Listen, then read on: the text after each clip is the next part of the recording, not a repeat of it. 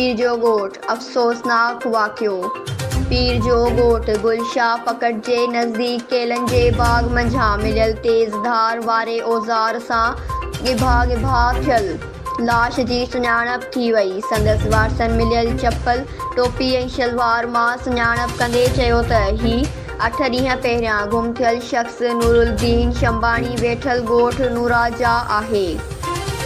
उहा सुञाणप संदसि भाउ अफ़ज़ल शंबाणी कई। वधीक तस्दीक पोस्टमार्टम ऐं DNA मां थींदी। अहिड़े वाक़िए जे करे इलाइक़े में ॾुख ऐं ख़ौफ़ जी लहर छाइल आहे ऐं माण्हुनि जो चवणु आहे त इंसान जेको अशरफुल मख़लूक़ात जी मनसिबत ते आहे उन मंझां अलाए छो इंसानियत ख़तमु थींदी पई वञे, जंहिं करे हर रोज़ को न को दिलि ॾुखाईंदड़ वाक़ियो रोनुमा थिए थो। संदसि वारसनि अहिड़ी वेश्ताणे ते रत जा जाखोड़ा ॻाड़ींदा चयो त असांजो नौजवान जेको मोटरसाइकिल किराए ते हलाए घर जो ख़र्चो हलाईंदो हुयो उनजो अहिड़ो क़त्ल सम्झ खां बालातर आहे।